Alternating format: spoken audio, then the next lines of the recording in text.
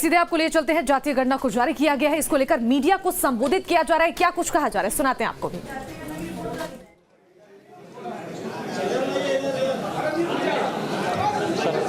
हाँ चलिए, एक मिनट शांति करिए भैया, आप लोग शांत रहिए, आप लोग कृपया शांति बनाएं। अब हम लोग आपसे बातें प्रारंभ कर रहे हैं। आज 2 अक्टूबर के दिन आप लोगों का स्वागत है। बहुत महत्वपूर्ण दिन है पूरे देश के लिए, राज्य के लिए और हम सभी के लिए। आज के दिन हम लोग जो बिहार जाति आधारित गणना 2022 का प्रतिवेदन आज विमुक्त कर रहे हैं, विमोचन कर रहे हैं पब्लिक के लिए और आपके लिए। आप जैसा अवगत हैं, बिहार विधानमंडल के द्वारा दिनांक 18 फरवरी 2019 को राज्य में जाति आधारित गणना कराने का प्रस्ताव पारित किया गया। इस संबंध में 2 जून 2022 को मंत्रिपरिषद का निर्णय हुआ कि ये कराया जाएगा, और कराए जाने का ये था कि विभिन्न जो सामाजिक आर्थिक जो पहलू हैं बिहार के, उसका एक गणना कराया जाए और उसके बाद हम लोग उसका पूरा रिपोर्ट तैयार करें। तो ये 2 स्टेजेस में होना था। पहला स्टेज था जिसमें जो मकान वाइज हम लोग हाउस लिस्टिंग कहते हैं, वो हाउस लिस्टिंग का फेज़ था, जो कि आपको प्रथम चरण में किया गया 7 जनवरी 2023 से लेकर के 21 जनवरी 2023 तक। इसमें मकान का नंबरीकरण किया गया और संक्षिप्त मकान सूची का निर्माण किया गया। उसके बाद द्वितीय चरण में राज्य के सभी व्यक्तियों की गणना का वास्तविक कार्य दिनांक 15 अप्रैल 2023 को प्रारंभ किया गया, और इसमें जिला स्तर के जो विभिन्न पदाधिकारी हैं, जो जिला पदाधिकारी हैं, अपर जिला दंडाधिकारी हैं, नगर आयुक्त हैं, प्रखंड विकास पदाधिकारी हैं, सभी को अलग अलग जिम्मेवारियां दी गईं। और उसके बाद ये पूरे युद्ध स्तर पे ये कार्य संपन्न हुआ और 5 अगस्त 2023 को सारे आंकड़े निर्मित करके उसको मोबाइल ऐप के माध्यम से उसको संकलित किया गया। उसके बाद प्रविष्टियों की जांच के लिए आवश्यक होता है कि उसका रैंडम ट्रूथिंग किया जाए, उसको पुनः देखा जाए कि आंकड़े वास्तव में जो मिल रहे हैं वो सही हैं या उसमें कुछ त्रुटि है। तो उसमें 2 स्टेज पे त्रुटियां हो सकती थी, एक तो एंट्री करने के टाइम में और एक है कि ऐप में कन्वर्ट करने के टाइम में। तो ये दोनों स्टेज की त्रुटियों को हम लोगों ने 5% जो डेटा है, करीब 7 करोड़ 90 लाख प्रविष्टियों की जांच की गई, और उसके बाद जो आंकड़े उमर्ज करके आए हैं वो बिहार में कुल सर्वेक्षित परिवारों की कुल संख्या 2 करोड़ 83 लाख 44 हजार 107 है, और इसमें कुल जो जनसंख्या है वो 13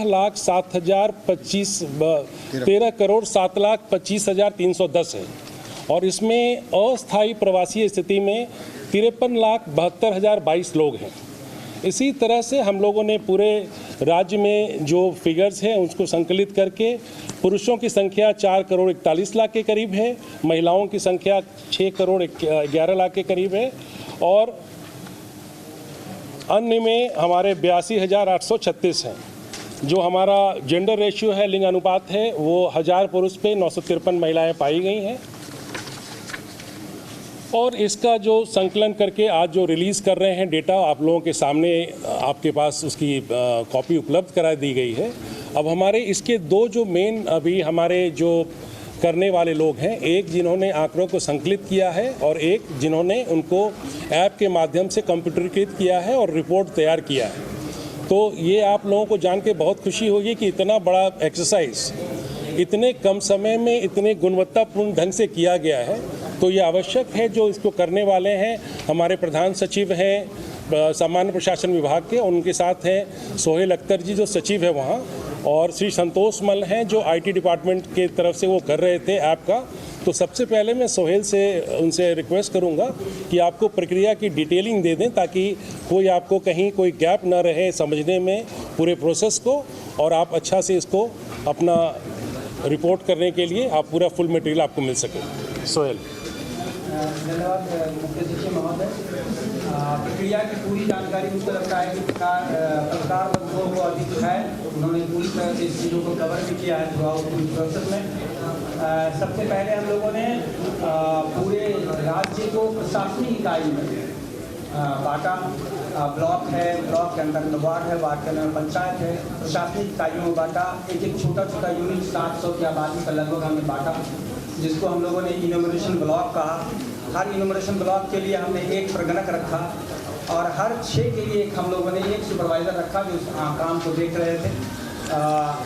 प्रथम चरण में जो मुख्य सचिव महोदय ने बताया, पूरे ट्रेनिंग की गई, 1 महीने तक ट्रेनिंग चली हमारी, पटना से लेकर के और सभी प्रखंड में हम लोगों ने ट्रेनिंग चलाई।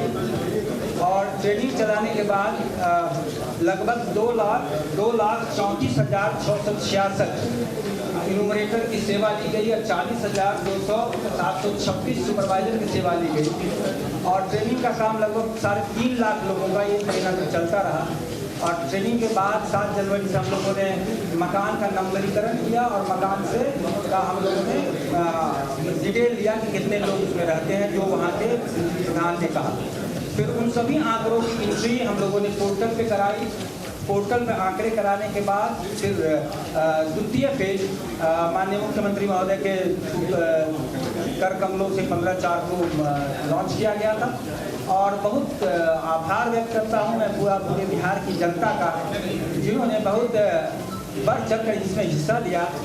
और पूरे कार्यक्रम में कहीं कोई बाधा नहीं आ पाई हमारे पास, और लोगों ने पूरी तरह सहयोग किया इस मामले में और कहीं कोई बाधा नहीं आई। और हम लोगों ने द्वितीय चरण भी 5 अगस्त तक कंप्लीट कर लिया।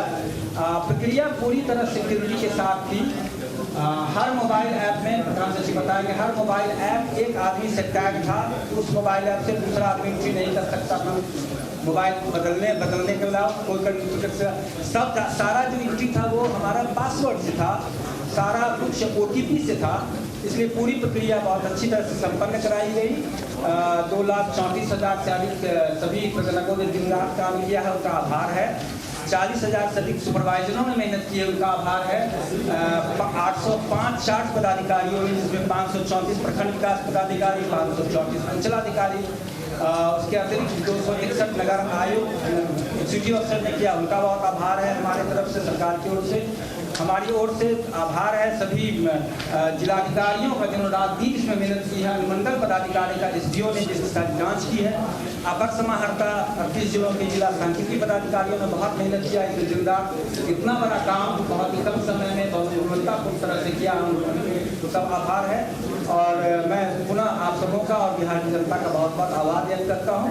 हम लोगों ने सरकार का जो न्याय के साथ विकास की परिभाषा है, उस आलोक में हम लोग पूरे प्रशासन को आगे ले जाने के लिए इस सर्वे का उपयोग सरकार आगे की ओर करेगी। धन्यवाद। संतोष मल साहब।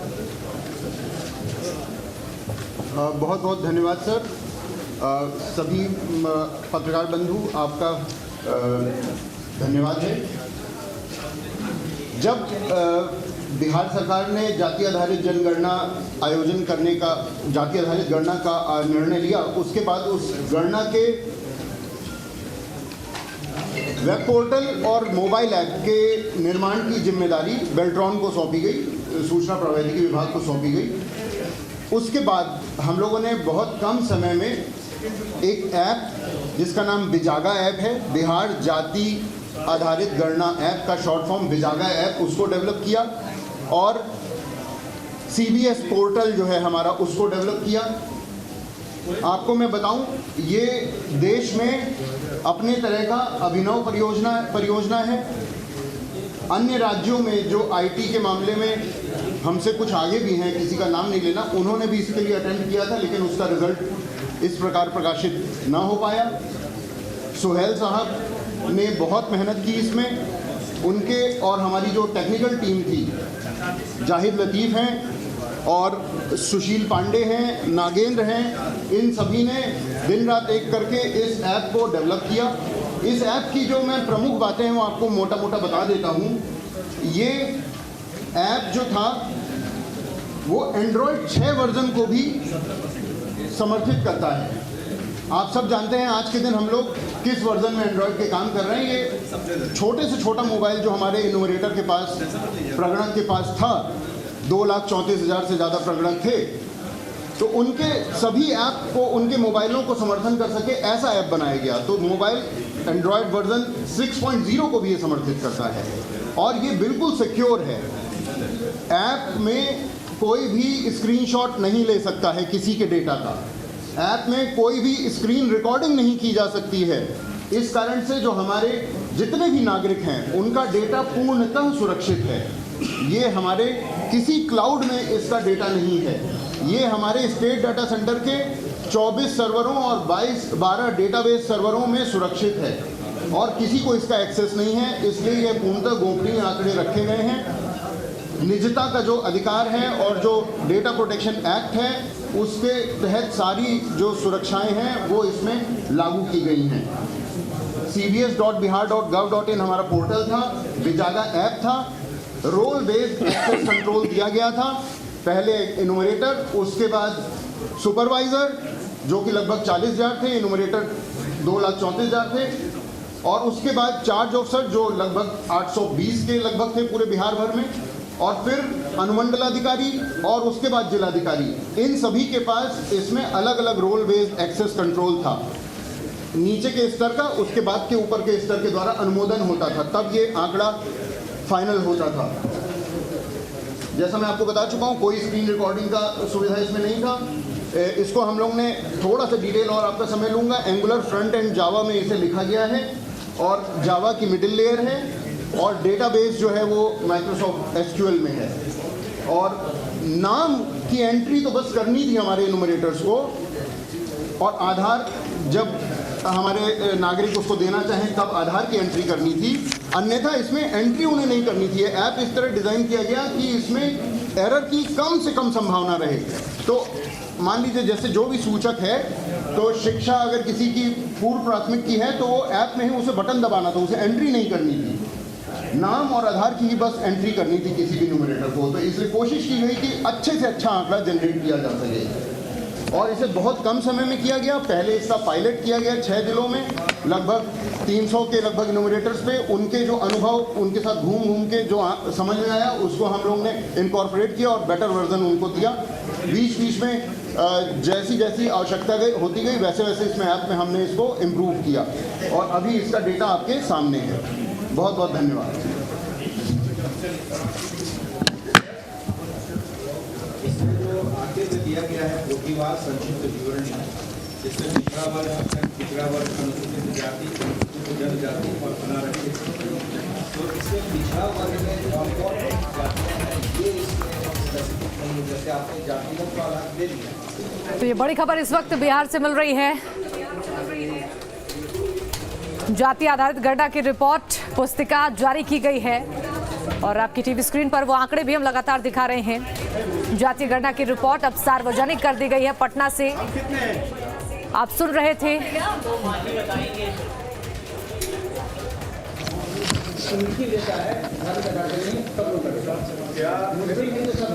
उसका तो ये क्लासिफिकेशन कर देंगे कि अनारक्षित वर्ग में आखिर कौन कौन सी जाति है, उसका क्या ब्रेकअप है।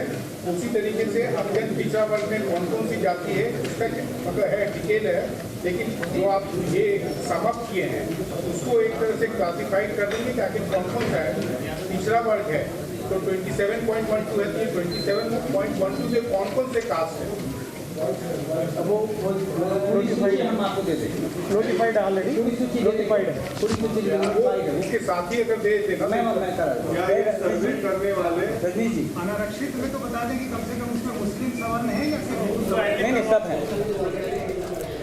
तो जातीय गणना को लेकर देखिए रिपोर्ट अब सार्वजनिक कर दी गई है। बिहार में जातीय गणना को लेकर आंकड़े इस वक्त जारी हो चुके हैं।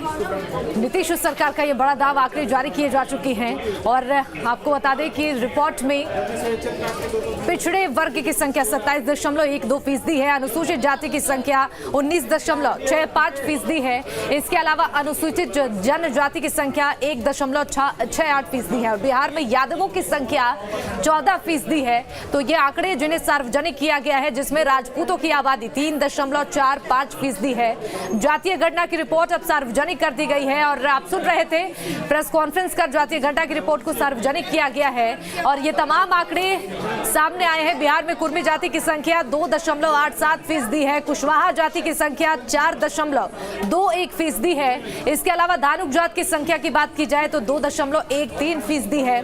ब्राह्मण जाति की संख्या है 3.63% और साथ ही साथ पुरुषों की संख्या करीब 6.41 करोड़ बताई जा रही है। तो वहीं रिपोर्ट के अनुसार महिलाओं की संख्या करीब 6.11 करोड़ है और पिछड़े वर्ग की संख्या 27.12% है। जातीय गणना को लेकर प्रेस कॉन्फ्रेंस जारी है अभी भी, सुनिए क्या कुछ कहा जा रहा है। बेस्ट ऑफ आवर नॉलेज, ये अंडरलाइंग राइडर वो हमेशा लगा रहता है, क्योंकि परफेक्शन किसी स्टेटमेंट में आ सकता है या नहीं आ सकता है, एक सब्जेक्टिव मैटर है। तो जब भी हम एफिडेविट भी कोर्ट में करते हैं तो ये क्या करते हैं कि हम एफिडेविट कर रहे हैं, बट जो कर रहे हैं it is to the best of our knowledge. तो जो 100% कवरेज है it is to the best of our knowledge. अगर उसमें कहीं त्रुटि प्राप्त होता है तो we'll see as to what is to be done. But are you open to inclusion? Somebody is claiming कि भाई हमारा छूट गया है, तो उसका अभी भी inclusion का scope अभी वर्तमान में मेरे समझ से कभी भी कोई इस तरह का ऑपरेशन होता है, स्टैटिस्टिकल ऑपरेशन होता है, तो उसका एक ओपनिंग और क्लोजिंग टाइम होता है, ओपन एंडेड नहीं होता है। और इसीलिए सामान्यतः जब हम रिपोर्ट रिलीज़ कर रहे हैं तो ये रिलीज़ कर रहे हैं जब कोई भी बड़ा ऑपरेशन सेंसस भी होगा तो कुछ लोग छूटेंगे। हर एक कोई ऑपरेशन में परफेक्शन नहीं आ सकता है, स्पेशली जब आपका ट्रांजिएंट पॉपुलेशन है, पॉपुलेशन मूव कर रहा है, घर में उस दिन नहीं है, तो ये मान के चला जाता है कि हम लोग जो करेंगे कवरेज 100% रहेगा, लेकिन परफेक्शन अगर आइडियलिज्म की बात करेंगे तो वो संभवतः पॉसिबल नहीं है।